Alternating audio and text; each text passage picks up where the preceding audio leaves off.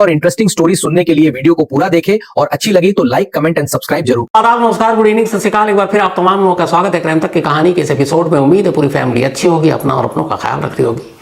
आज आपके सामने दो कहानी लेकर हाजिर हुआ और ये दोनों कहानी इसलिए लेकर आया हूं क्योंकि दोनों ही कहानियां बेचैन करने वाली हैं। पहली कहानी एक पुलिस कस्टडी के अंदर पुलिस वाले एक शख्स को कैसे मार रहे हैं, कत्ल कर रहे हैं, मर्डर कर रहे हैं, तमिलनाडु की यह कहानी। दूसरी कहानी गोवा की है, यह और भी बेचैन करती है। एक बाप अपनी बेटी की मौत का बदला लेने के लिए 17 साल के एक लड़के पर बीच सड़क तेजाब की बाल्टी पलट देता है। लड़का इस वक्त नाजुक हालत में गोवा मेडिकल कॉलेज हॉस्पिटल में एडमिट है।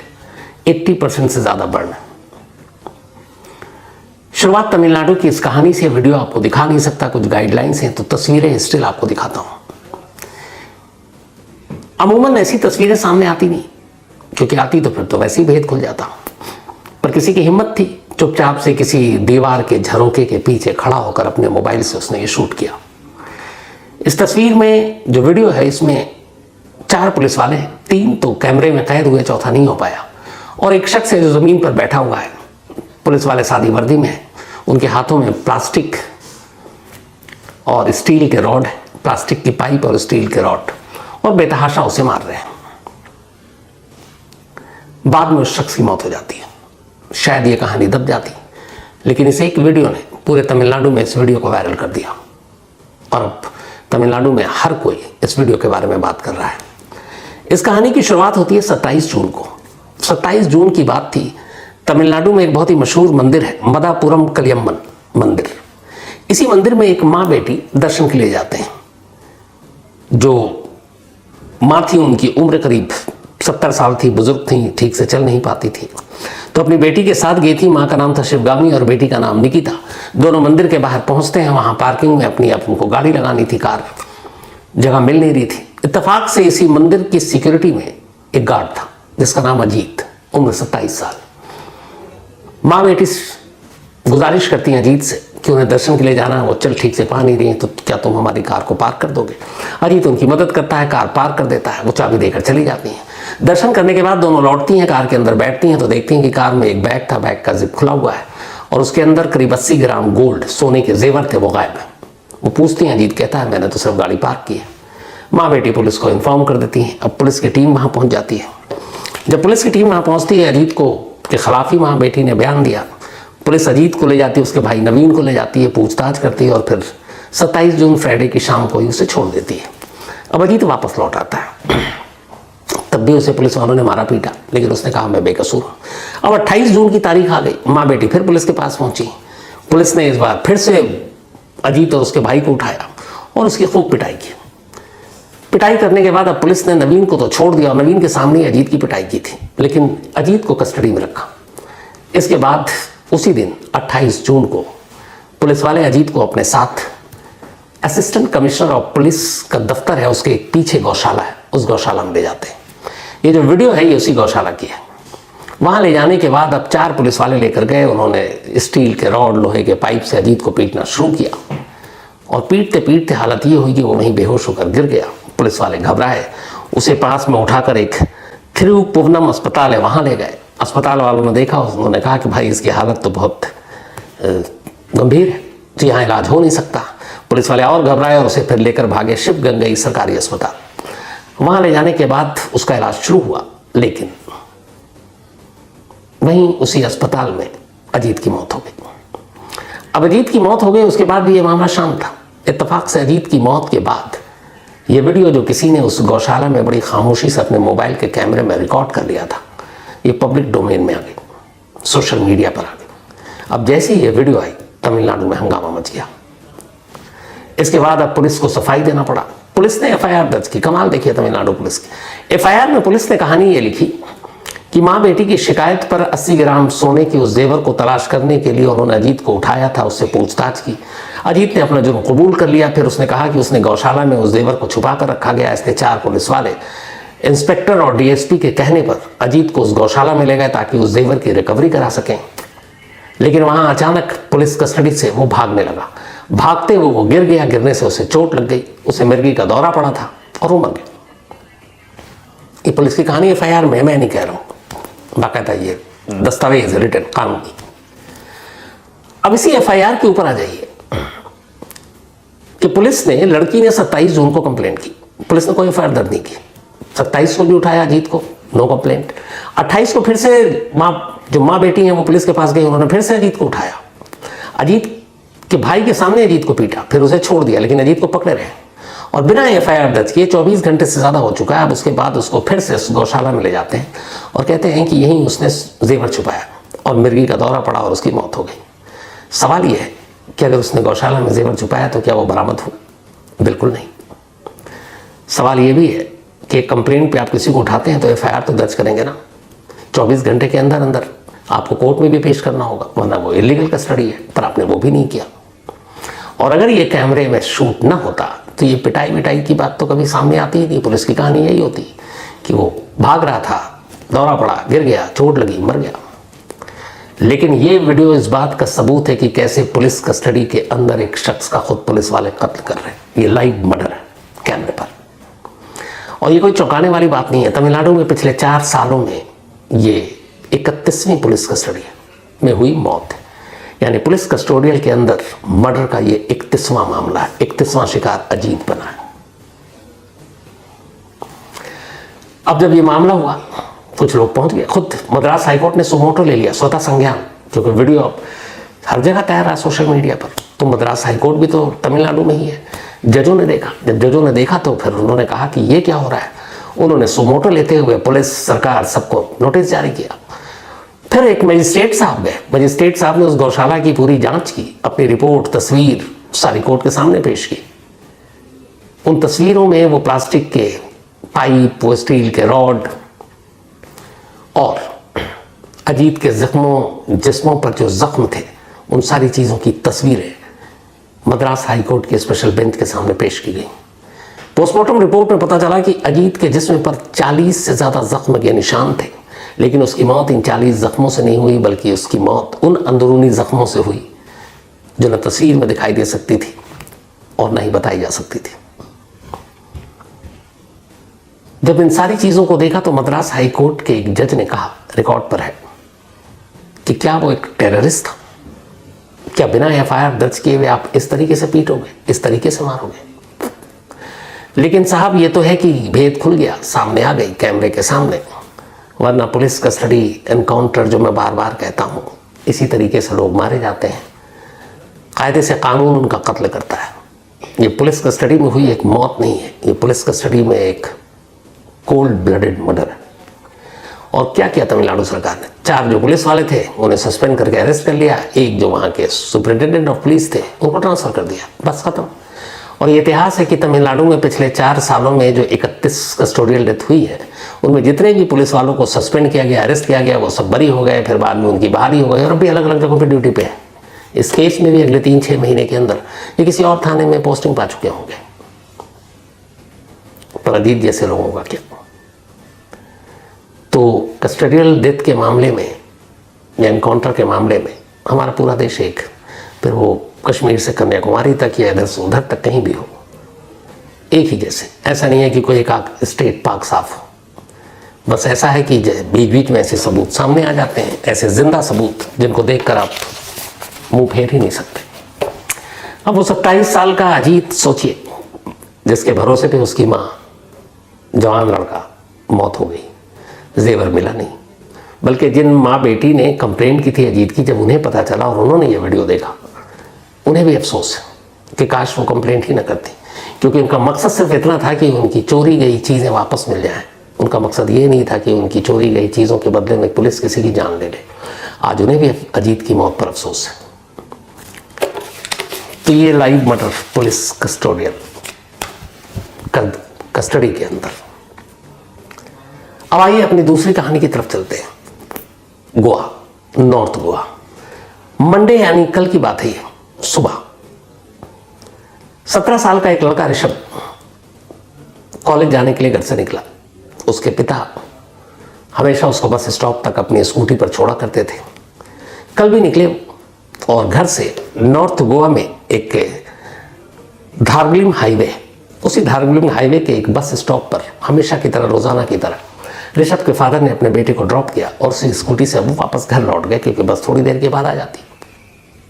फर्स्ट ईयर का स्टूडेंट ऋषभ कॉलेज में। पिता चले गए। पिता के जाने के बाद अचानक सुबह 7:45 का वक्त है, एक शख्स ब्लैक रेनकोट और हाथों में दस्ताना पहने स्कूटर पर उसी बस स्टॉप के करीब आता है। स्कूटर रोकता है। उसके स्कूटर पर उसने अपने दोनों पैरों के बीच में एक वाइट रंग कलर की एक बाल्टी रखी हुई थी और साथ में एक जग।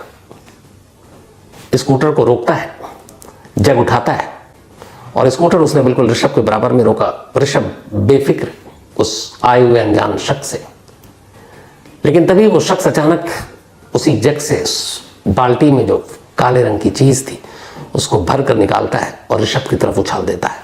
इसके बाद वो फिर से जग भरता है, फिर से ऋषभ पर फेंकता है।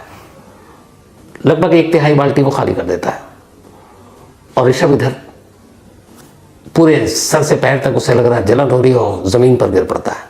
आसपास में कुछ लोग थे, जब तक वो भी कुछ समझते संभलते तब तक स्कूटर वाला उस प्लास्टिक की बाल्टी और जग को वहीं जमीन पर छोड़कर सड़क किनारे स्कूटर पर तेजी से निकल जाता है। इधर अब ऋषभ की हालत खराब। आसपास के लोगों ने देखा। बड़ी मुश्किल से ऋषभ ने अपना फोन निकाला और एक शख्स को दिया। उसने कहा ये मेरे पापा का नंबर है, आप उनको फोन मिला दीजिए। उस शख्स ने फोन मिलाया। पापा अभी जस्ट उसको छोड़कर घर पहुंचे थे। फोन करने वाले ने कहा कि आपका बेटा यहाँ जख्मी हालत में पड़ा है। वो बदहवास वापस स्कूटी पर आते हैं। ऋषभ की हालत देखकर दहल उठते हैं। सर से लेकर पैर तक उसके जिस्म लगभग जल रहा था। फौरन उसे लेकर गोवा मेडिकल कॉलेज हॉस्पिटल ले जाया जाता है। वहाँ उसे इमरजेंसी वार्ड में ले जाया जाता है। डॉक्टर देखते हैं, अलग अलग चीज़ों के एक्सपर्ट डॉक्टर बुलाए जाते हैं। 80% बर्न था। उसकी दाहिनी आंख जल चुकी थी। दाहिनी तरफ के बॉडी का ज़्यादातर हिस्सा जल चुका था, क्योंकि जब वो जग से उसके ऊपर फेंका जा रहा था, बाल्टी में जो काले रंग की चीज़ थी वो कुछ और नहीं, एसिड तेज़ाब था। वो तेज़ाब जो किसी को भी जला कर रखते। तो वही तेज़ाब ऋषभ पर फेंका गया था। उस अनजान शख्स ने फेंका था। बाल्टी भर कर लाया था, 1/3 खाली कर गया था। डॉक्टरों ने अब देखा 80% से ज़्यादा बर्न, अंदरूनी भी ऑर्गन पर असर पड़ा। प्लास्टिक सर्जन से लेकर बाकी के एक्सपर्ट्स बुलाए गए। इस वक्त भी ऋषभ उसी गोवा मेडिकल कॉलेज हॉस्पिटल में जिंदगी और मौत के बीच जूझ रहा है। उसकी हालत नाजुक है। अब जब ये सब कुछ हुआ, उधर पुलिस को खबर मिली। पुलिस फौरन मौके पर पहुंचती है। पुलिस के साथ फॉरेंसिक टीम, डॉग एक्सपर्ट सब पहुंचता है। वहाँ पुलिस जब जाती है तो उसे अजीब सी चीज़ दिखाई देती है। वही सड़क किनारे एक बाल्टी सफ़ेद रंग की और उसमें काली काली कोई चीज़। फौरन पता चल जाता है कि ये एसिड है। पास में वो जग भी था। अब पुलिस सारी चीज़ें उठाती है। चश्मदीद कुछ बस स्टॉप पर जो थे उनसे पूछती है। इत्तेफाक से उनमें से किसी ने उसे स्कूटर का नंबर नोट कर लिया था जिस पे वो अनजान शख्स आया था। उस स्कूटर के नंबर के ज़रिए पुलिस उसके मालिक का पता करती है तो पता चला कि उस शख्स का नाम नीलेश। पुलिस अब उसे ढूंढती है। उसके मोबाइल के नंबर के ज़रिए पता चला वो गोवा महाराष्ट्र बॉर्डर के पास एक गांव है, वहाँ पर है। पुलिस की टीम वहाँ पहुँचती है। अब सोमवार की शाम हो चुकी थी, लेकिन नीलेश उनके हाथ लग जाता है। पुलिस नीलेश को पकड़कर गोवा लाती है। उससे पूछताछ होती है। बिना ज़्यादा किसी मेहनत और कोशिश के नीलेश अपना जुर्म कबूल करता और कहता है कि हाँ, उस लड़के ऋषभ पर तेज़ाब मैंने ही फेंका। पुलिस पूछती है तुम्हें ऐसा क्यों किया? एक 17 साल का कॉलेज जाने वाला लड़का, उससे तुम्हारी क्या दुश्मनी है?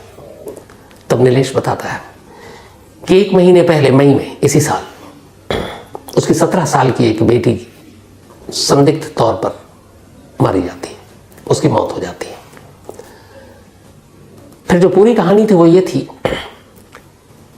कि असल में नीलेश महाराष्ट्र के रहने वाले थे। महाराष्ट्र और गोवा बॉर्डर के पास एक गांव है, वहीं पर बेटी को गोवा में अच्छे स्कूल में पढ़ाना था। उन्होंने अच्छे स्कूल में दाखिला दिला दिया। अब नीलेश काम के सिलसिले में खुद महाराष्ट्र में रहते, तो गोवा में नीलेश के एक साला यानी कि उनकी बेटी के मामा रहा करते थे।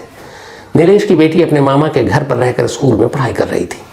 उसी स्कूल में उसकी मुलाकात ऋषभ से हुई। ऋषभ और नीलेश की बेटी में दोस्ती हो गई। धीरे धीरे वक्त बीता। 12वीं का एग्जाम दिया। अब दोनों के रास्ते अलग हो गए। ऋषभ ने गोवा में एक कॉलेज में दाखिला ले लिया, लेकिन नीलेश की बेटी अब किसी और जगह थी। इसी बीच में हम दोनों का मिलना मिलाना भी कम हो गया। मई के महीने में एक रोज नीलेश की बेटी ऋषभ के घर पहुंच जाती है और वह जाकर कहती है कि हम दोनों में दोस्ती है, प्यार है, तुम हमसे दूर होते जा रहे हो। तब तक ऋषभ के पेरेंट्स आ जाते हैं, वो उन्हें समझाते हैं और फिर उससे कहते हैं कि देखो अब तुम ऋषभ को भूल जाओ और दोबारा इधर मत आना। इसके बाद नीलेश की बेटी घर लौट आती है, सदमे में चली जाती है, नींद की गोली खा लेती है। नींद की गोली खाने के बाद उसे उल्टियाँ आती हैं, उसे अस्पताल ले जाया जाता है, लेकिन डॉक्टर तमाम कोशिश के बावजूद उसे बचा नहीं पाते और मई में ही नीलेश की बेटी की मौत हो जाती है। बेटी की मौत से पहले नीलेश को ये पता चल चुका था कि उस दिन जिस दिन इसने नींद की गोली खाई थी वो कहाँ गई थी, और उसे ऋषभ और उसकी दोस्ती के बारे में भी पता था। बेटी की मौत का सदमा नीलेश बर्दाश्त नहीं कर पाया। उसे लगा कहीं ना कहीं उसकी बेटी की मौत के लिए ऋषभ जिम्मेदार है, और बस उसी दिन से उसने तय किया कि वो अपनी बेटी की मौत का बदला लेगा। तरीका सोचता रहा और आखिरकार उसने एसिड के जरिए ऋषभ पर हमला करने का फैसला किया। फिर उसने बाजार से तेजाब खरीदा, बाल्टी में भरा, रेकी की। उसे पता था कि ऋषभ कॉलेज कितने बजे जाता है, बस स्टॉप पर कब पहुंचता है, वापस कब आता है। सुबह चूंकि वक्त भीड़ कम होती है, लोग कम होते हैं, इसलिए उसने सुबह का वक्त चुना और मंडे सैटरडे संडे के बाद कॉलेज खुला और वो दूर था। उसने देखा जैसे ही ऋषभ को उसके फादर ड्रॉप करके चले गए, वो करीब गया। रेनकोट पहने हुआ था, चेहरा छुपा हुआ था, हाथ में दस्ताने थे ताकि तेजाब से हाथ उसका न जले, और उसने जग से भर भर कर नीलेश पर तेजाब फेंका और वहाँ से निकल गया। गोवा पुलिस के मुताबिक गिरफ्तारी के बाद जब उसने सारी कहानी सुनाई, नीलेश के चेहरे पर कोई भी पछतावे का भाव नहीं था। उधर गोवा मेडिकल कॉलेज में ऋषभ का भी इलाज चल रहा है। हालत सीरियस है, डॉक्टर उसे बचाने की कोशिश कर रहे हैं। अब इस कहानी का सबसे बेचैन करने वाला पहलू यह है कि एक तरफ एक लड़की है जिसकी 17 साल की वो भी थी, उसकी मौत हो गई। एक तरफ एक लड़का है जो उस लड़की का दोस्त था। अब इन दोनों की दोस्ती के बीच में बहुत सारी चीजें थी। लड़की को लगा कि जिससे उसकी दोस्ती है वो उससे दूर हो रहा है। वो उसके घर जाती है, फिर लौटती है, फिर सदमे में जाती है, फिर जो भी कदम उठाती है। उसके बाद उसकी मौत हो जाती है। अब लड़की के बाप को ये लगता है कि उसकी बेटी की मौत के लिए वो लड़का जिम्मेदार है, और फिर वो ये तेजाब से हमला करता है। इसे कहां से हम जस्टिफाई कर पाएंगे? हम कैसे कह पाएंगे कि एक बेटी की मौत का एक बाप ने ऐसा बदला लिया तो अच्छा किया? बिल्कुल नहीं, क्योंकि कानून की नजर में ये एक जुर्म है, किसी की भी जान लेना, उसको नुकसान पहुंचाना। लेकिन ये कहानी अपने आप में सोचने पर मजबूर करती है कि आखिर इसको लेकर हम सोचें क्या, कहें क्या। तो आप भी सोचिए, आपको लगता है आप लोग अपनी राय जरूर दीजिएगा, क्योंकि मैं जब से ये स्टोरी सामने आई है मतलब हमारे समझ ही भी नहीं आ रहा कि इस पे क्या सोचूं, कि इसमें कौन सही है कौन गलत है। लेकिन जुर्म हुआ है तो फिर गलत ही गलत है। तो सोचिएगा और फिर बताइएगा जरूर। आज कहानी में इतना ही। अब आप रुकिए, कहां जा रहे हैं आप? अभी एक कहानी और बाकी है। गुड इवनिंग, सत श्रीकाल। एक बार फिर आप तमाम लोगों का स्वागत है क्राइम तक की कहानी के इस एपिसोड में। उम्मीद है पूरी फैमिली अच्छी होगी, अपना और अपनों का ख्याल रख रही होगी। 17 फरवरी की बात है, झांसी शहर और झांसी की यह कहानी है।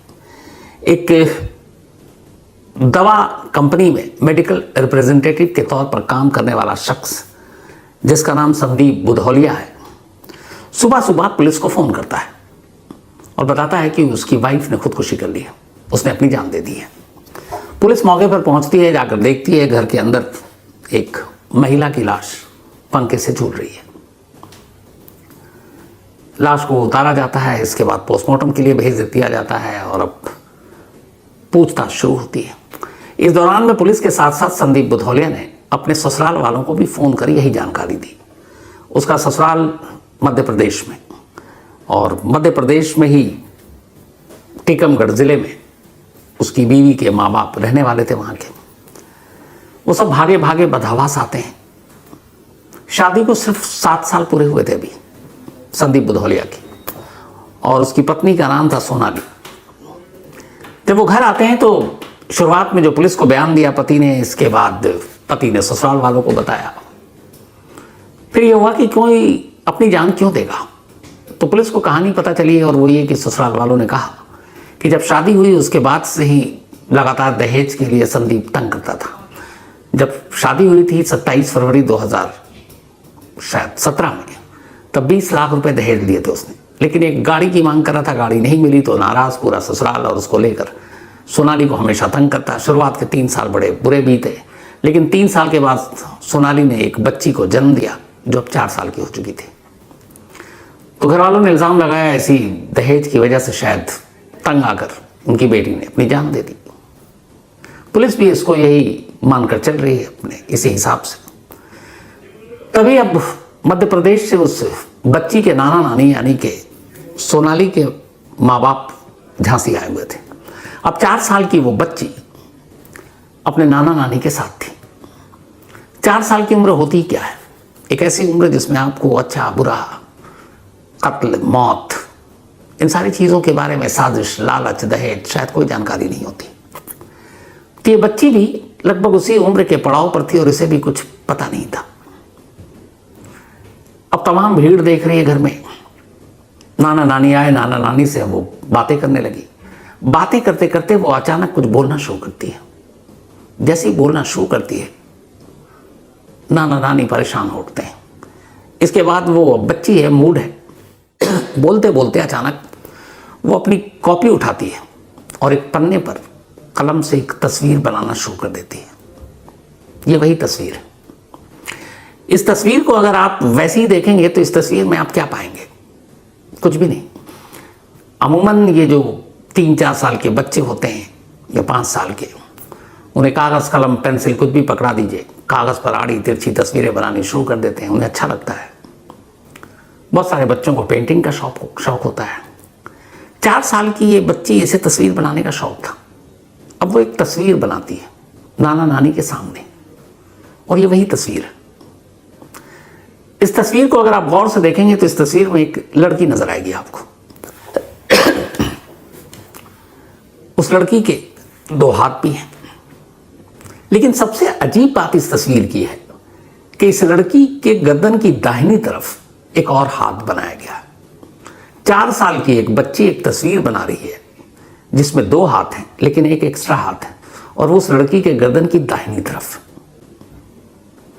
अब ये तस्वीर देखकर पूछते हैं कि ये कौन है, क्या है, और ये तीसरा हाथ क्या है?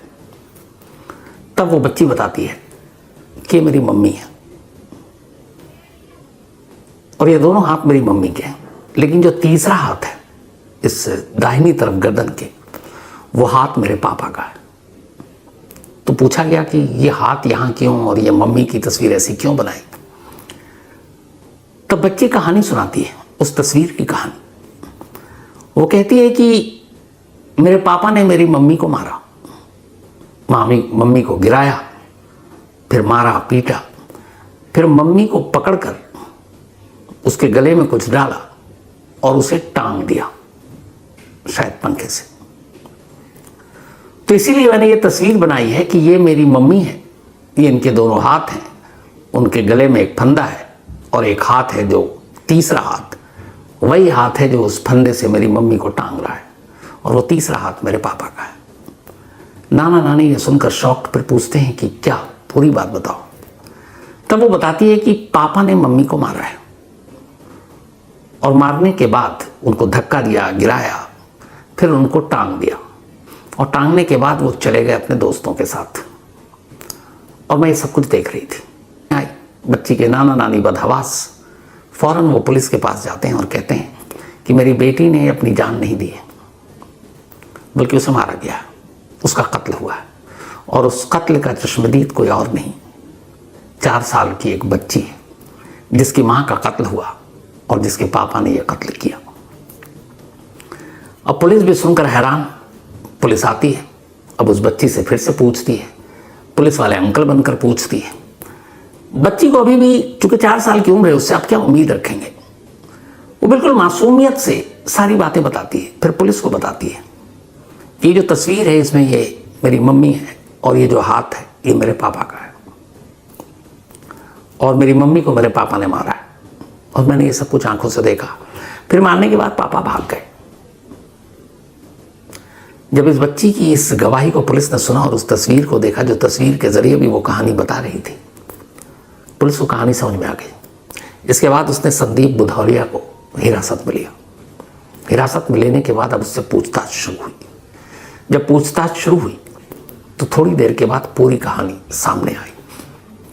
लेकिन इस पूरी कहानी को सुनाऊं उससे पहले जो ये बच्ची ने तस्वीर बनाई है, इस तस्वीर को बनाने के बाद जब उससे पूछा जा रहा है कि ये तस्वीर किसकी है, क्यों बनाई, ये बातचीत आप सुन लीजिए उस बच्ची की ही जुबानी।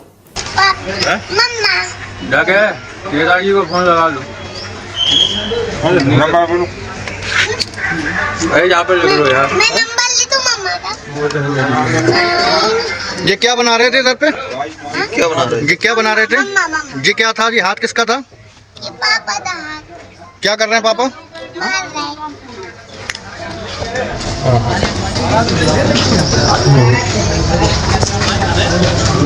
जल्दी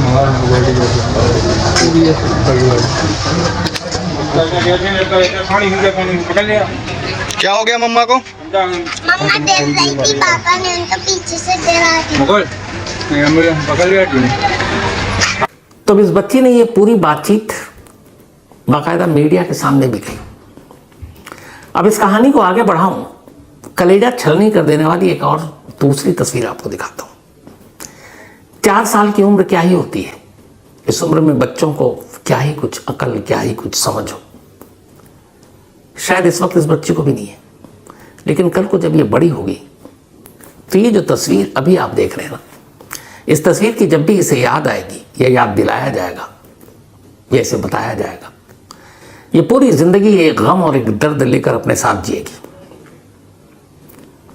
बेचैन कर देने वाली तस्वीर ये इसलिए है क्योंकि एक 4 साल की बच्ची अपनी मां का अंतिम संस्कार कर रही है। चिता पर ये उसकी मां लेटी है, ये बच्ची उसे मुखाग्नि दे रही है। 4 साल की बच्ची। वजह ये थी कि जब ये हो चुका, इसके बाद अब पति को तो हिरासत में ले लिया गया, उसके भाई और बाकी लोग आए अंतिम संस्कार के लिए, लेकिन सोनाली के माँ बाप ने सभी को भगा दिया। सभी में गुस्सा भी था। फिर ये हुआ कि कौन चिता को आग देगा। तुम लोगों ने तय किया ये बच्ची ही देगी, और उसने वो सब कुछ किया। उसे पता भी नहीं कि ये सब क्या है, ये क्या रस्म है, क्या चीज़ें हैं, लेकिन उस बच्ची ने किया। जब ये सारी चीज़ें हो गई, उसके बाद उस बच्ची से पूछा गया कि तुमने अभी क्या किया। मतलब अपनी मां की चिता को मुखाग्नि या आग देकर आ रही है। उस बच्ची को शायद अंतिम संस्कार भी ठीक से बोलना नहीं आता, आप खुद सुनिएगा, लेकिन शायद उसे पता था कि वो क्या करके आ रही है। तो जब उसने अपनी मां को की चिता को आग दी, उसके बाद वो फिर बोली और बताया कि उसने ऐसा क्यों किया, क्योंकि उसके पापा भागे हुए गायब हैं और इसीलिए उसे अपनी मम्मी का अंतिम संस्कार करना पड़ा। ये उस अंतिम संस्कार के फौरन बाद इस बच्ची की बातचीत है, इसको भी सुनिए। मैंने अंतिम संस्कार किया, मम्मा था इसलिए पापा नहीं आए थे, इसलिए मैंने कर दिया अंतिम संस्कार। पापा क्यों नहीं आए बेटा? पापा ने मम्मा तो मार दिया था, इसलिए वो नहीं आए। और पुलिस उनको ढूंढे आई, उनको माँ तो और पापा तो पापा तो ढूंढ लिया उनने, माँ उनकी माँ तो ढूंढा, इसलिए वो ढूंढने में लगे पुलिस, इसलिए वो पहले ढूंढने में लगे, फिर ढूंढ ले, फिर उनको जेल में भी डाल सकते हैं, इसलिए वो अभी वो रूम में है, अभी रूम में कैमरे से लग गए, इसलिए वो कैमरे से सब देखते हैं। मेरे उधर ही कपड़े छूट गए, इसलिए वो लाने की वजह से पुलिस। आपने क्या किया फिर आज इधर? क्या किया? अंतिम संस्कार किया, पापा नहीं आए थे तो। अंतिम संस्कार 4 साल की बच्ची से आप कहाँ उम्मीद करेंगे कि वो इसका मतलब भी समझ सके। फिर भी उसने बोला टूटी फूटी अंदाज में। आप सोचिए इस बच्ची के साथ क्या कुछ हो गया। मां की मौत आंखों के सामने हुई, मां की चिता को खुद आग दी, पापा जिससे वो प्यार करती थी वो भागे हुए, अब पुलिस के कब्जे में, और पापा ने मम्मी को मारा। लेकिन इस पूरे बोलने के दौरान भी कहीं भी आप अगर नोटिस करेंगे, कहीं उसके लिए पापा के मन में कोई नफरत या उस तरह के शब्द या गुस्सा वाला भाव नहीं था। क्यों नहीं था जानते हैं? क्योंकि ये उम्र का तकाजा था। 4 साल की मासूम बच्ची क्या जाने ये लालच, ये दहेज, ये नफरत, ये पैसा, ये गुस्सा, ये कत्ल, साजिश, और इसीलिए उसकी नज़र में पता नहीं है क्या था। बच्ची इस वक्त अपने नाना नानी के साथ है, लेकिन इसके बाद जब इस बच्ची ने एक तस्वीर के जरिए, सोचिए एक बेजुबान तस्वीर के जरिए पहले अपनी कहानी सुनाई, तो उसके बाद जब पुलिस ने अपनी पूरी जांच पूरी की तो जो कहानी निकल कर आई वो ये थी। संदीप बुधौलिया झांसी में एक पढ़े लिखे परिवार का लड़का, पूरी फैमिली बहुत अच्छी खासी पढ़ाई के बाद इसको नौकरी लगी। एक मेडिकल रिप्रेजेंटेटिव के तौर पर यह काम कर रहा है, ठीक ठाक पैसे कमाता है। जब नौकरी लगी तो घर वालों ने इसके लिए रिश्ता देखना शुरू किया। मध्य प्रदेश के टीकमगढ़ इलाके के रहने वाले सोनाली के पिता तक ये रिश्ता पहुंचा। उन्होंने लड़के की छानबीन की, लड़के ने लड़की वालों की छानबीन की। फिर दोनों के परिवार की रजामंदी से 27 फरवरी 2017 को ये शादी हुई। 27 फरवरी यानी कि मुश्किल से 9 दिन के बाद शायद 7वीं सालगिरह थी शादी की दोनों की। बड़ी धूमधाम से शादी हुई, लेकिन जिस शादी की बुनियादी लालच की ऊपर हो, उस शादी का टिकना ना टिकना कोई मायने नहीं रखता। क्योंकि जब ये शादी हुई तभी लड़के वालों ने 20 लाख रुपए की दहेज की मांग की और एक गाड़ी की। लेकिन सोनाली के पिता ने अपनी हैसियत के हिसाब से जितना कुछ देना था दिया। हालांकि आज भी मुझे समझ में नहीं आता कि लड़की के माँ बाप क्यों ऐसे लालचियों और लोभियों के आगे झुक जाते हैं, कमज़ोर पड़ जाते हैं कि उन्हें दहेज देना पड़ता है। अगर हर लड़की के माँ बाप ये ठान लें कि दहेज नहीं देंगे, और अगर उनका बेटा है तो लेंगे नहीं, तो आप सोचिए कि अगर दहेज नहीं देंगे तो इस देश में जितने भी लड़के कुंवारे रह जाएंगे जो दहेज मांगते हैं। फिर क्या होगा? सिर्फ लड़कियों की थोड़ी बदनामी होती। अगर लड़का कुंवारा घर पे हो तो क्या उसकी नहीं होगी? उसके माँ बाप को फिक्र नहीं होगी कि उनका वंश आगे कौन बढ़ाएगा?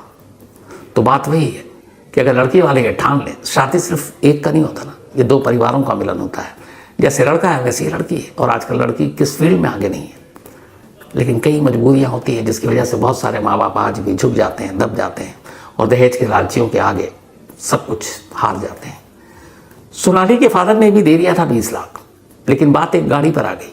चाहता तो कितने की गाड़ी, धीरे धीरे कमाई लेता, अच्छी खासी नौकरी थी, लेकिन लालच, गाड़ी मिली नहीं थी, इसलिए सोनाली को उसने तंग करना शुरू कर दिया। शुरू में सोनाली को लगा कि चलो धीरे धीरे बात बन जाएगी, बात बनी नहीं। और इसी झगड़े के बीच में 3 साल बीत गए थे, 2020 आ गया। 2020 में फिर 4 साल की बच्ची का जन्म हुआ। सोनाली को लगा कि इस बच्ची के जन्म के बाद शायद चीज़ें ठीक हो जाए, क्योंकि अब उसका पति संदीप एक बाप भी बन गया है। अब तक एक पति था सिर्फ, अब एक पिता भी है। लेकिन ये उसकी गलतफहमी थी। लड़ाई झगड़ा, ससुराल वालों का ताना, सास का ताना, देवर जेठ का ताना, जेठानी का ताना चलता रहा। बहुत सारी बातें तो वो पी गई, अपने घर वालों को भी नहीं बताती कि माँ बाप को बताएंगे उसकी शादी हो गई है, वो पराई हो गई है, तो वो भी वहाँ पे परेशान होंगे। तो सारे दर्द खुद ही सहती। इधर संदीप मारता पीटता भी। एक बार उसने उसको जलाने की कोशिश की, तब सोनाली के घर वालों को लगा ये बहुत ज़्यादा हो गया। उन्होंने पुलिस में कंप्लेंट की, कोर्ट में केस किया। लेकिन फिर संदीप और उसके घर वाले डर गए। उन्होंने समझौता कर लिया और कहा कि अब आइंदा कुछ नहीं करेंगे, वापस ले आए।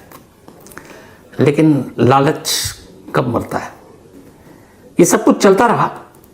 इसी दौरान में 14 फरवरी को वैलेंटाइन डे के दिन सोनाली के मामा के बेटे की शादी थी मध्य प्रदेश में। अब संदीप का तो ससुराल वालों से वैसे ही रिश्ता ठीक नहीं था। उसने कहा मैं नहीं जाऊंगा। तो उसने कहा कि मैं तो जाऊंगी, मेरे मामा के बेटे की शादी है। तो उसने कहा ठीक है तुम जाओ। तो सोनाली अपनी उसी 4 साल की बेटी को लेकर झांसी से टीकमगढ़ गई अपने मामा की बेटी की शादी में। 14 फरवरी की शादी थी, इसलिए वो 12 फरवरी को झांसी से निकल गई। लेकिन अभी जिस दिन शादी थी उसी दिन अचानक उसके पास फ़ोन आता है संदीप का, और वो कहता है कि 1 दिन के अंदर अंदर घर लौटो, और अगर नहीं लौटी तो फिर दोबारा इस घर में मत आना। अब बेचारी पत्नी सारी चीज़ें, माँ बाप का बोझ भी नहीं बनना चाहती। पति के जुल्म के आगे एक बार फिर हथियार डाला और अचानक शादी की बाकी रस्में छोड़कर 16 फरवरी को वापस झांसी लौट आई।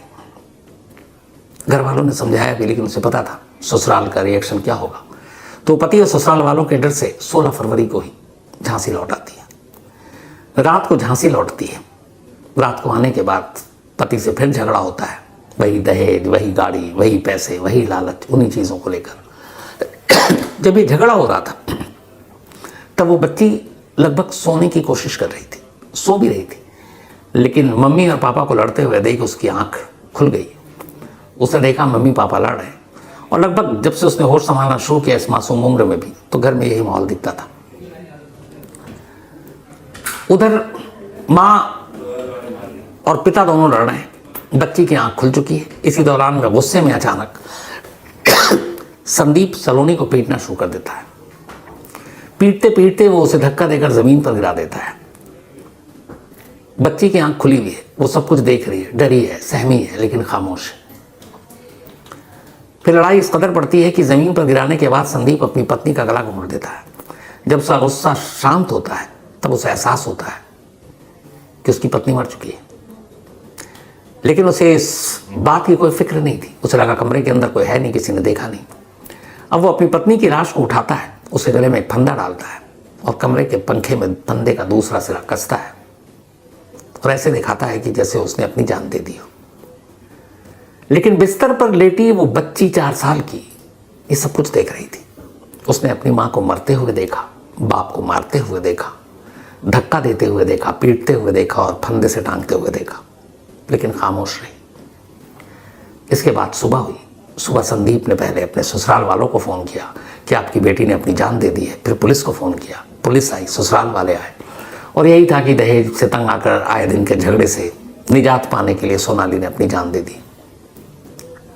लेकिन संदीप को ये पता नहीं था कि रात जब सब कुछ ये हो रहा था तब उसकी बेटी सो नहीं रही थी, बल्कि वो सब कुछ देख रही थी।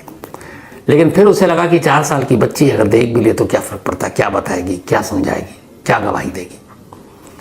लेकिन उस बच्चे के अंदर खासियत थी, तस्वीर बनाने का शौक। उसने उठाया कागज़, लिया कलम और तस्वीर बना दी।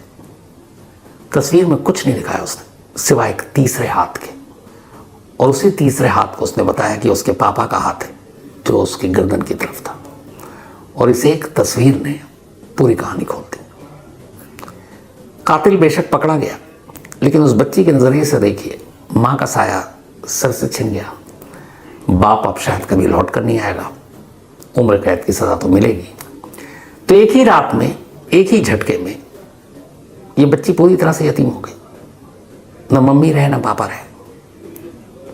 और इस उम्र में उसे जो करना पड़ा, मुझे नहीं लगता कि शायद दुनिया के किसी बच्चे के हिस्से में ऐसा जख्म, ऐसा दर्द कभी आए कि 4 साल की मासूम बच्ची को अपने हाथ में अग्नि लिए अपनी मम्मी को अंतिम संस्कार करने के लिए मुखाग्नि देना पड़े।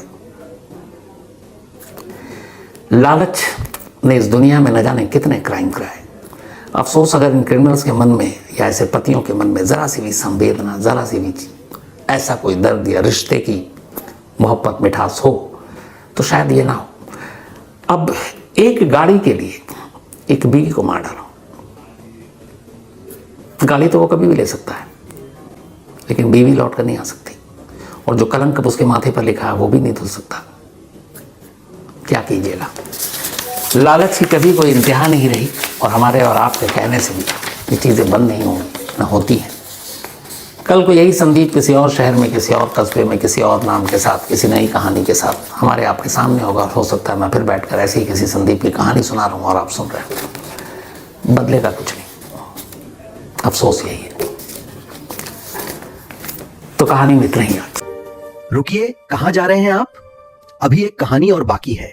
आदाब, नमस्कार, गुड इवनिंग, सत श्री अकाल। एक बार फिर आप तमाम लोगों का स्वागत है क्राइम तक की कहानी के इस एपिसोड में। उम्मीद है पूरी फैमिली अच्छी होगी। अपना बहुत सारी ऐसी कहानियां इसी क्राइम तक की सीरीज में आपको सुनाई है, जो कई बार लगता है कि पता नहीं ये कितना सच है, कितना झूठ है, लेकिन फिर दिल नहीं मानता। सारे फैक्ट्स चेक करते हैं तो पता चलता है कि ये सारे सच हैं, क्योंकि कानूनी दस्तावेज में है, कहीं FIR में है, कहीं अदालत में फैसलों के पन्नों में है। एक बहुत सारे लोग सवाल पूछते हैं कि सर क्या कोई परफेक्ट क्राइम हुआ है, परफेक्ट मर्डर हुआ है? तो इस दुनिया में अभी भी बहुत सारे ऐसे हैं जो अनसुलझे हैं। जब तक वो अनसुलझे हैं इसका मतलब है कि वो परफेक्ट एक क्राइम है। आज की कहानी एक परफेक्ट मर्डर की है, लेकिन ये कितना परफेक्ट है ये कहानी के आखिर में आपको बताऊंगा। कहानी सिंगापुर की है और ये कहानी आपसे करीब 38 साल पहले की है। सिंगापुर में एक परिवार रहा करता था। इस परिवार का मुखिया था, उसका नाम था अयाकानु मरिथातु मुथु। तो नाम थोड़ा सा टेढ़ा है हम लोगों के हिसाब से, तो इसको मैं अयाकानु ही बोलूंगा। अयाकानु इसका पहला नेम है। तो अयाकानु उम्र करीब 34 साल थी और 83 की ये बात है, 1983। अयाकानु और उसकी पत्नी नगराता, ये दोनों सिंगापुर में रहा करते थे। 3 बच्चे थे इनके। परिवार खुशहाल था, हालांकि बहुत अमीर नहीं था, गरीब था। अयाकानु वहां के एक चर्च में केयर टेकर का काम करता था और उसी चर्च के करीब उसने एक छोटा सा कमरा ले रखा था जहां वो अपनी बीवी और 3 बच्चों के साथ रहा करता था। सब कुछ जिंदगी में ठीक चल रहा था, लेकिन फिर अचानक 18 दिसंबर 1983 को अयाकानु की वाइफ नगराता एक पुलिस स्टेशन में पहुंचती है 18 दिसंबर 1983 को। और ये पुलिस स्टेशन था सिंगापुर का जोचियाट पुलिस स्टेशन। तो जोचियाट पुलिस स्टेशन में पहुंचकर वो पुलिस से कहती है कि मेरा हस्बैंड, जिसका नाम अयाकानु है, उम्र 34 साल है, पिछले 6 दिनों से गायब है। अब पुलिस पहले तो कहती है कि 6 दिन से गायब है, आप रिपोर्ट लिखाने अब आई हैं। तो कहती है कि हाँ, वो कई बार उसने कहा था कि मैं थोड़ा शायद लौटने में देर होगी, पर 2-3 दिन में लौट आऊंगा, लेकिन अब 6 दिन हो गए तो मुझे फिक्र होने लगी, इसलिए मैं रिपोर्ट लिखाने आई। तो पुलिस ने फिर तफ्तीश की कि कहाँ गया, क्या गया। तो उसने कहा घर से कहकर गया था वो कैसीनो जा रहा है जुआ खेलने के लिए। अब पुलिस को पहले ये भी था 6 दिन के बाद रिपोर्ट लिखाने आई, लेकिन अब ड्यूटी भी थी। पुलिस ने गुमशुदगी की रिपोर्ट लिखी। रिपोर्ट लिखने के बाद पुलिस ने पूछताछ की, फिर अपने खबरियों को लगाया, तस्वीर दी अयाकानु की कि देखो कहीं आसपास में मिल जाए तो पता करना। अब खबरियों ने भी तस्वीरें ले ली। कुछ शुरुआती दिनों में इन्होंने ढूंढना शुरू भी किया, लेकिन वक्त बीता, गरीब परिवार था, पुलिस ने उतना ध्यान नहीं दिया। मुखबिर भी भूल गया, अपने नए केस में लग गया। धीरे धीरे वक्त बीतता जाता है। अयाकानु का कोई सुराग नहीं मिलता, ना अयाकानु मिलता है। हफ्ता महीना बीत जाता है, महीने के बाद साल बदल जाता है, लेकिन अयाकानु का कोई सुराग नहीं मिलता। अब 83 से 87 आ जाता है, 4 साल बीत गए और सिंगापुर में गायब 34 साल का एक नौजवान, उसका कोई सुराग नहीं। इन 34 सालों में कुछ वक्त तक उसकी बीवी नगराता ने पुलिस स्टेशन के चक्कर भी काटे अपने पति के बारे में, केस के बारे में अपडेट लेने के लिए, लेकिन कोई सुराग नहीं मिला। फिर धीरे धीरे उसने भी जाना बंद कर दिया पुलिस स्टेशन। बच्चे इधर बड़े हो रहे थे, 4 साल बीत गया। 4 साल के बाद 9 जनवरी 1987 अचानक एक वाकया होता है। अयाकानु के गायब होने के 4 साल के बाद 9 जनवरी 1987 को सिंगापुर में एक डिटेक्टिव थे जिनका नाम था अलग मगलाय। तो अलग मगलाय एक डिटेक्टिव जो वहां की पुलिस के लिए काम करते, उनके पेजर पे एक मैसेज आया। 1987 की बात है, उस वक्त मोबाइल शायद था नहीं, और याद है उस वक्त पेजर हुआ करता था जिसपे हम मैसेज एक दूसरे को दिया करते थे, छोटा सा, कमर में उसको लगा कर रखते थे बेल्ट के साथ। तो इस डिटेक्टिव को एक पेजर पे मैसेज आता है एक मुखबिर का, और वो मुखबिर कहता है कि मुझे आपसे मिलना है, एक बहुत इंपॉर्टेंट खबर हाथ लगी है और आपको ये केस बताना है। डिटेक्टिव कहता है कि ठीक है तुम आ जाओ। इसके बाद उसका मुखबिर डिटेक्टिव के पास पहुंचता है। जाने के बाद जो कुछ वो बताता है, डिटेक्टिव पहले तो हंसता है, फिर कहता तुम पागल हो, नशे में हो, तुम वो बात बता रहे हो जिसपे मैं क्या दुनिया में कोई भी यकीन नहीं करेगा। पर वो कहता कि मैं जो भी कह रहा हूं उसकी हर लाइन सच है, आप माने ना माने, मुझे खुद यकीन नहीं हुआ, लेकिन मजबूरी है कि ये सच है, इसलिए आप तक ये पहुंचाऊं। डिटेक्टिव फिर भी तैयार नहीं था मानने को। अब क्यों नहीं था? उस मुखबिर ने डिटेक्टिव को जो कहानी सुनाई, वो कहानी ये थी कि उसके अपने सोर्स से ये पता चला है कि 1983 दिसंबर में एक शख्स जिसका नाम अयाकानु था, उसका कत्ल हुआ, और ये कत्ल 3 लोगों ने किया। अब यहां तक खबर नॉर्मल थी, इसके आगे अब नॉर्मल शुरू है जो उसने डिटेक्टिव को बताया। तो उसने कहा कि दिसंबर का महीना था, 83 साल, अयाकानु नाम के एक शख्स का कत्ल हुआ इसी सिंगापुर में, और 3 लोगों ने कत्ल किया। कत्ल करने के बाद लाश किसी के हाथ न लगे तो उन्होंने उसके बहुत ही छोटे और बारीक पीसेस किए, अयाकानु के जितनी हड्डियां थी अलग अलग छोटे छोटे पॉलिथीन में उन्होंने भरा और अलग अलग इलाकों में ले जाकर फेंक दिया। और बाकी जो चीजें थी, जो पीसेस उन्होंने काटे, उसके बॉडी के, लाश के टुकड़े किए, उसको एक बड़े से कढ़ाई में सब्जी के साथ बनाया, उसमें मसाले डाले, पानी डाला, और एक तरह से उसकी करी बना दी। इसके बाद उन्होंने चावल बनाया अलग बहुत सारा। अब उस सब्जी की करी जो कि आराम से 40-50 लोगों के हिसाब से बनाया गया, और चावल भी, राइस भी, फिर उसको छोटे छोटे पैकेट में इस खाने को पैक किया गया। और इन तमाम खानों को, जिसमें राइस और वो करी थी, जिसमें एक इंसान के अंगों को मिलाया गया, पकाया गया है, वो पूरे अपने नेबर, पड़ोसियों को उसने जाकर खिलाया कि आज ये खास डिश है, आप लोग भी इसको खाइए। और कहते हैं कि पूरे पड़ोसियों ने तमाम वो खाना खाया। अब ये बात सुनकर कोई भी इंसान सकते में आएगा। सेम डिटेक्टिव के साथ ही हुआ जब उसके मुखबिर ने कहानी सुनाई। अब मुखबिर अपनी बात पे अड़ा हुआ था और उसने कहा कि मेरी हर लाइन, हर खबर सच है और इसमें कोई झूठ नहीं है। तो डिटेक्टिव के पास और कोई चारा नहीं था, उसने कहा ठीक है। इसके बाद ये डिटेक्टिव अलागलाय अपने ऑफिस से निकलता है और सीधे सिंगापुर के सीआईडी ऑफिस में पहुंचता है। और वहां के सीआईडी ऑफिस में जाने के बाद उनके अफसर से कहता है कि एक खबर है और ये आपको जांच करनी चाहिए। अब सीआईडी का अफसर पूछता है बताओ क्या है। अब डिटेक्टिव उसको सेम वही कहानी सुनाता है जो उसके मुखबिर ने उसको सुनाई थी। सेम रिएक्शन उस सीआईडी के अफसर का होता है कि क्या बकवास है, क्या पागलपन है। कोई भी इन चीजों पे बिलीव नहीं करेगा कि एक इंसान को मारा गया, फिर उसकी करी बनी सब्जी के साथ, फिर राइस के साथ पूरे पड़ोसियों को परोसा गया। ये कैसे मुमकिन है, कोई इंसान कैसे कर सकता है। तो उसने कहा नहीं, ये मैं अपने मुखबिर को बरसों से मुझे खबर देता आ रहा है, मैं मानता हूं कि उसने मजाक नहीं किया, ये सच है। सीआईडी ने कहा कि चलो देखो, वैसे भी तुम बता रहे हो 1983 दिसंबर का महीना, 4 साल हो गए, कोई ढूंढने फिरने तो आया नहीं, पता नहीं क्या है। काम करो, हमारे पास और भी केसेस हैं, तुम अपने लेवल पे इस केस की जांच करो और हर वीक हमें आकर इस केस की अपडेट दे देना कि इसमें वाकई सच्चाई है कि नहीं। पहले तो शुरुआती तफ्तीश करो कि ये सच भी है कि नहीं जो मुखबिर तुम्हारा बोल रहा है। डिटेक्टिव वहां से निकल आया, उसे लगा कि सीआईडी का कोई इंटरेस्ट नहीं है गले मुर्दे उखाड़ने में, बट उसे लगा कि मुखबिर पे भरोसा तो किया जाना चाहिए। और फिर उसे यह भी लगा कि अजीब तरह का केस है, तो क्यों ना इसको खुद इन्वेस्टिगेट करें। और सीआईडी अफसर ने कहा भी है। अब पहला काम यह था कि उसने एक शख्स का नाम लिया, दूसरा क्लू यह था कि वो किस साल गायब हुआ, तीसरा क्लू यह था कि किस महीने गायब हुआ। तो आया कानून नाम था, दिसंबर 1983 में गायब हुआ था। अब ये 3 चीज थी, तो अब इन तीनों को पहले मिलाना था कि ये तीनों कड़ियां मिलती हैं कि नहीं, फिर आगे की कड़ी मिलेगी। अब ये डिटेक्टिव तमाम थानों में अलग अलग दिसंबर 83 में जो लोग गायब हुए उन सबकी लिस्ट ढूंढना शुरू करता है अलग अलग पुलिस स्टेशन से। ढूंढते ढूंढते आखिरकार, और उसके पास एक नाम भी है, तो उस नाम की मिसिंग रिपोर्ट है कि नहीं। कई दिन बीत जाते हैं, उसे कोई कामयाबी नहीं मिलती। फिर आखिर में वो जोचियाट पुलिस स्टेशन पहुंचता है। जोचियाट पुलिस स्टेशन जाने के बाद फिर वहां अफसर से कहता है कि मुझे एक ऐसी फाइल दो मिसिंग रिपोर्ट की जो 4 साल पुरानी हो और 1983 के हो, दिसंबर के महीने में कोई आया कानू नाम का शख्स, उसकी कोई गुमशुदगी रिपोर्ट है। अब जोचियाट पुलिस स्टेशन छानबीन शुरू करती है, रजिस्टर को ढूंढती है। ढूंढते ढूंढते आखिरकार इसी जोचियाट पुलिस स्टेशन में 4 साल पहले लिखाई गई नगराता की वो रिपोर्ट मिल जाती है जिसमें उसने अपने हस्बैंड की मिसिंग रिपोर्ट लिखाई थी। नाम आया कानू और तारीख 18 दिसंबर। उस मुखबिर की इंफॉर्मेशन से तीनों चीज मैच कर गया। दिसंबर का महीना, 83 साल, नाम आया कानू। अब यहां पे चौंकने की बारी पूरी तरह से डिटेक्टिव की थी। वो भागा भागा फिर सीआईडी के दफ्तर गया।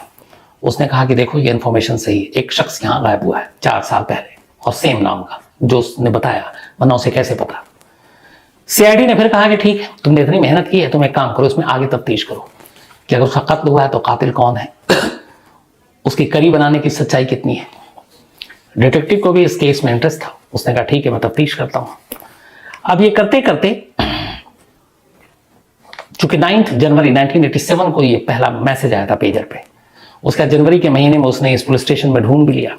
पूरा फरवरी वो इन्वेस्टिगेशन में लगा रहा है। तमाम पुलिस स्टेशन से जाकर फिर वो नगराता से मिला, उसकी वाइफ चूंकि मिसिंग रिपोर्ट में उसका नाम था, उसकी फैमिली से बात की, नगराता से बात की, पड़ोसियों से बात की। करीब 30 लोगों को इंट्रोगेट किया इस जासूस यानी डिटेक्टिव ने।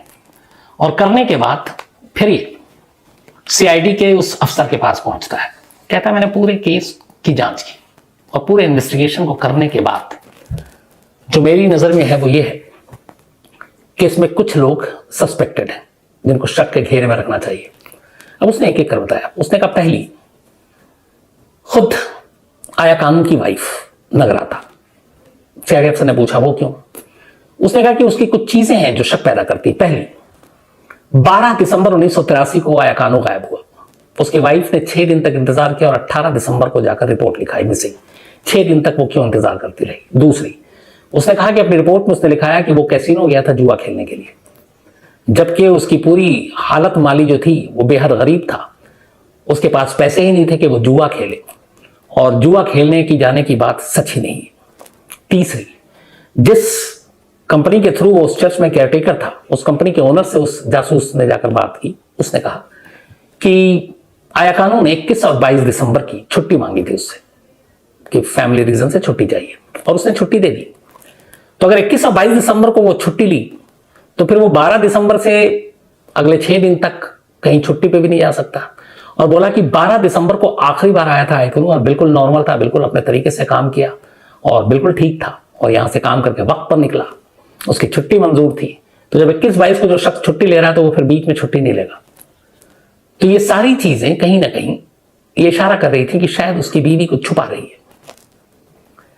पहला शक बीवी पर। अब उसने कहा कि कैसे आगे बढ़े? तो उसने कहा अगर मुखबिर की बात सही है कि उसका कत्ल करने के बाद उसकी लाश के छोटे छोटे टुकड़े, बारीक टुकड़े किए गए और फिर उसे करी बनाकर परोसा गया, तो ये काम आम इंसानों का नहीं हो सकता। इसके लिए कुछ प्रोफेशनल चाहिए, जैसे मटन शॉप जहां कसाई बेचते हैं वहां पे, क्योंकि वो जगह बेहतरीन जगह है ऐसी चीजों को, ऐसे सबूत और सुराग को मिटाने के लिए।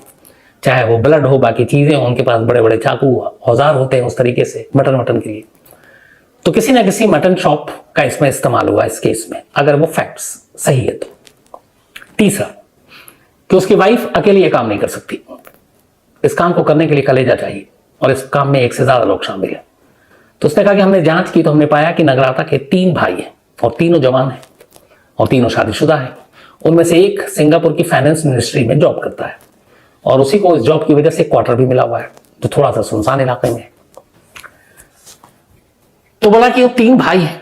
और फिर हमने एक चीज और पता की, और पता ये चला कि आया कानू कभी कभी शराब पिया करता था, और शराब पीने के बाद वो बहुत ही गुस्से में आ जाता था, और पड़ोसियों से पूछताछ में पता चला कि कई बार वो अपनी बीवी को टॉर्चर भी करता था, पीटता भी था। तो यहां पे ये था कि क्या बीवी को मारता पीटता था, इसकी वजह से उसकी बीवी और उसके तीनों भाई उससे नाराज थे। अब ये सारी कहानियां हैं, लेकिन जासूस अपना दिमाग लगाकर 30 लोगों से पूछताछ करने के बाद ये सारी थ्योरी सीआईडी के सामने रख रहा है। सीआईडी को लगा कि इस थ्योरी में तो दम है, तो अब क्या करें? तो आखिरकार फिर तय हुआ कि चलो अलग अलग घरों में और इन सभी जगहों पे छापा मारा जाए, शायद उस कत्ल से जुड़ा कोई भी सुराग या सबूत हमें मिल जाए। हालांकि 4 साल बीत चुके हैं, मिलना मुश्किल है, फिर भी ट्राई करते हैं। आखिरकार सीआईडी की हरी झंडी के बाद 27 मार्च 1987 5 अलग अलग जगहों पे सिंगापुर में सीआईडी की टीम दबिश डालती है, छापे मारती है। ये 5 जगह थी, एक तो खुद आया कानू का घर, उसके 3 भाइयों का घर, उसकी वाइफ के, नगराता की मां का घर, एक मटन शॉप जहां पे डाउट था। और इन सब जगह पे छापा मारने के बाद कुल 8 लोगों को सीआईडी की टीम गिरफ्तार करती है। इनमें से एक खुद आया कानू की वाइफ, दूसरी उसके 3 भाई और उनकी 3 बीवियां। तो भाई और 3 बीवी 6 वो हो गए, एक आया कानू की वाइफ हो गई 7, और एक आया कानू की सास यानी नगराता की मां। 8 लोगों को सीआईडी अब गिरफ्तार करती है। गिरफ्तार करने के बाद अब उनसे पूछताछ शुरू होती है। लेकिन पूछताछ के दौरान 8 के 8 अपने आप को इन चीजों से अलग रखते हैं कि हमें मालूम ही नहीं कि आया कानू इस दुनिया में है कि नहीं, कत्ल हो गया, बल्कि हमें तो पता है वो कहीं गायब है, शायद लौट आए। लेकिन मारने, कत्ल करने, टुकड़े करने, खाने पकाने, इन सब के बारे में कोई जानकारी नहीं। अलग अलग पूछताछ की गई, बिठाकर पूछताछ की गई, लेकिन कोई मुंह खोलने को तैयार नहीं। सीआईडी को लगा कि अब ज्यादा दिन तक इनको इस तरीके से रख के टॉर्चर कर नहीं सकते, तो क्या होगा, और कोई सबूत इधर मिल नहीं रहा। 4 साल पुराना मामला, न वो कढ़ाई जिसमें कहा गया कि बनाया गया करी, न वो चाकू जिससे काटा गया, न वो मटन शॉप जिसमें 100% कहा जाए यहीं कत्ल हुआ, न लाश, न खुद आया कानू। तो इसमें एक भी चीज नहीं है जो कोर्ट में कुछ साबित करे। पर पुलिस पूछताछ करती रही और आखिरकार एक दिन कामयाबी मिली। इन 8 में से एक ने एक्सेप्ट कर लिया। उसने कहा हाँ, हमने आया कानू का कत्ल किया, और वो भी 12 दिसंबर को ही 1983। तो उसने कहा क्यों? उसने बताया कि वो अपनी बीवी को बहुत मारता था जब शराब पीता था, और बीवी परेशान थी। उसने अपने भाइयों से जिक्र किया। तीनों भाइयों को इस पर बड़ा गुस्सा आया। उन्होंने कहा इससे बदला लेना है। और फिर 12 दिसंबर को उनमें से एक भाई जो वहाँ की फाइनेंस मिनिस्ट्री में क्लर्क था, उसने अपने घर पर उसको बुलाया बात करने के लिए। वो काम करने के बाद आया कानून उसके घर पहुँचता अपने साले के। वहाँ तीनों भाई पहले से मौजूद थे। उनमें से एक भाई पीछे से रॉड से उसके सर पे वार करता है। इसके बाद वो गिर जाता है। फिर उसके बाद उसके सर पे और वार करते हैं, मर जाता है। अब ये था कि लाश को कैसे ठिकाने लगाएं। तो फिर वो मटन शॉप से बड़े वाले चाकू लेकर आते हैं। फिर तसल्ली से बैठकर उसके लाश के टुकड़े करते हैं। जितनी बोन्स हड्डियां थी उसको छोटे छोटे अलग अलग पॉलीथीन में पैक करते हैं। एक पॉलीथीन नॉर्थ की तरफ, तो दूसरा ईस्ट की तरफ, तीसरा साउथ, तो चौथा वेस्ट की तरफ फेंक आते हैं, ताकि कहीं से भी एक साथ और इतने बड़े टुकड़े ना मिले कि शक हो कि ये इंसानी हड्डियां हैं। अब बाकी जो बचा, उसके बाद उन्होंने उसके छोटे छोटे टुकड़े किए। फिर बाकायदा एक कढ़ाई में करीब 40-50 लोगों के हिसाब से सब्जी डाली, उसमें मसाले डाले और फिर उस शरीर के टुकड़ों को डाला और उसका बिल्कुल करी बना दिया। फिर चावल बनाए उसी हिसाब से। फिर खाने के छोटे छोटे पैकेट तैयार किए और पूरे पड़ोसियों की दावत कर दी। सबको कहा कि ये खास करी है सभी के लिए, और सारे पड़ोसियों ने खाया। करीब 40 से 50, एग्जैक्ट नहीं लेकिन कहते हैं 40 से 50 लोगों ने खाया। ये पूरी कहानी सुना दी। अब पुलिस को लगा कि चलो इकरार तो कर लिया एक ने, लेकिन काम पूरा नहीं हुआ था, क्योंकि पुलिस के सामने इकरार था। अदालत में तो फिर सबूत चाहिए, जैसे अपने यहाँ। फिर भी पुलिस को लगा कि चलो इकरार हो गया है। पुलिस इसके बाद उनके बयान के आधार पर अगले 5 महीने तक और तफ्तीश करती रही, और 5 महीने के बाद 6 जून 1987 को पहली बार इन 8 को वहां की एक अदालत में पेश किया गया, चार्जशीट दायर करने के बाद।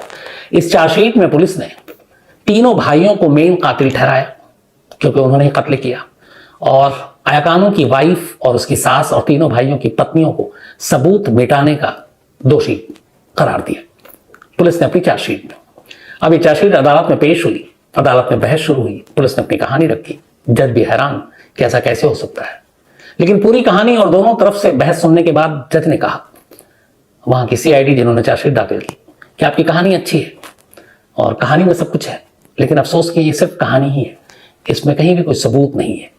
न लाश है, न आलय कत्ल है जिससे कत्ल किया गया, न कोई ऐसी और चीज है जिससे पता चल सके कि वो शख्स को इस तरीके से मारा गया, न कोई चश्मदीद है जिसने कत्ल होते हुए देखा, न उन हड्डियों के टुकड़ों में से एक भी सैंपल आपने कलेक्ट किया है जो अलग अलग उसने फेंके थे। तो ऐसी एक भी चीज नहीं है, लेकिन कहानी भरपूर है।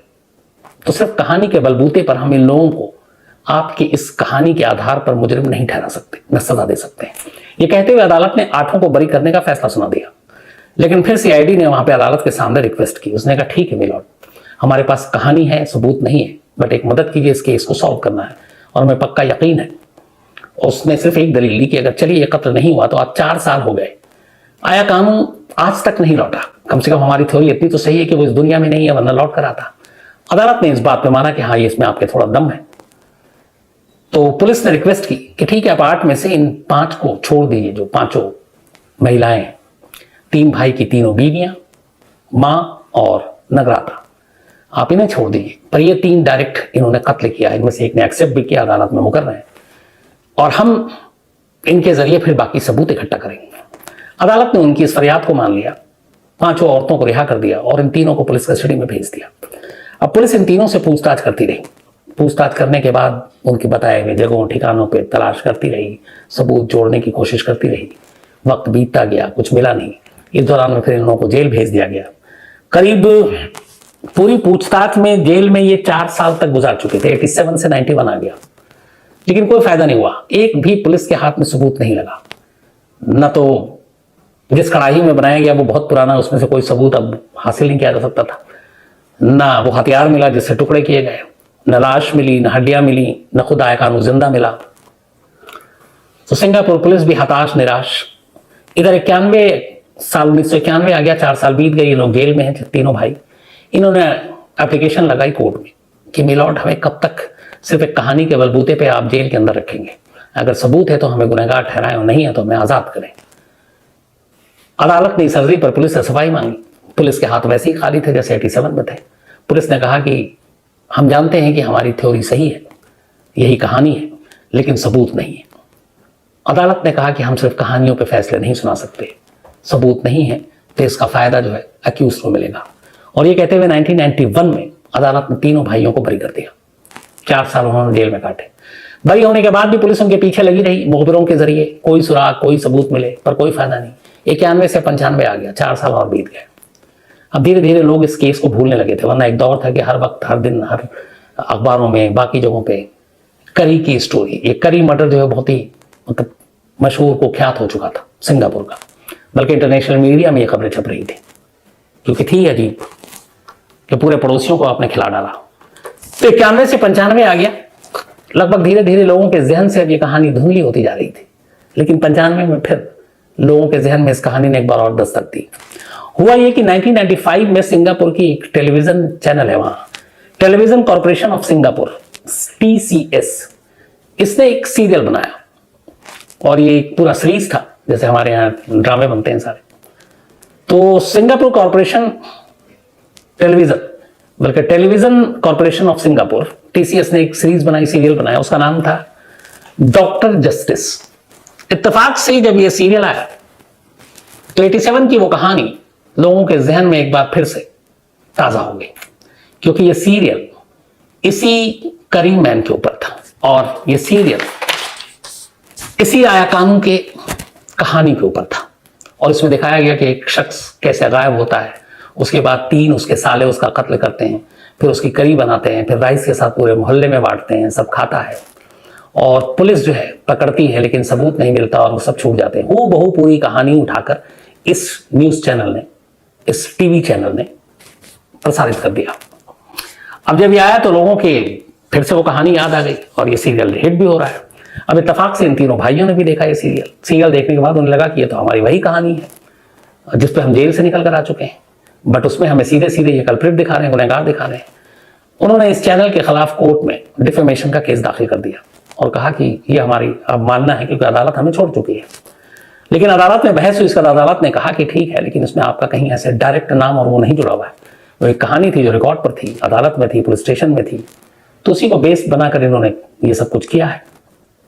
तो ये तीनों भाई ये डिफेमेशन का केस हार गए। लेकिन 1995 से आज 2022 हो गया, 38 साल हो चुके हैं। आया कानून 38 साल में आज भी लौट कर नहीं आया। तो सिंगापुर पुलिस की एक थ्योरी तो सही है, लगभग सही लगती है मुझे, कि अगर वो जिंदा होता तो पलट कर आता। 38 साल बाद भी वो नहीं आया, तो इसका मतलब है कि पेजर पर उस मुखबिर ने जो खबर दी थी, जो कहानी दी थी, वो कहीं ना कहीं से सही है।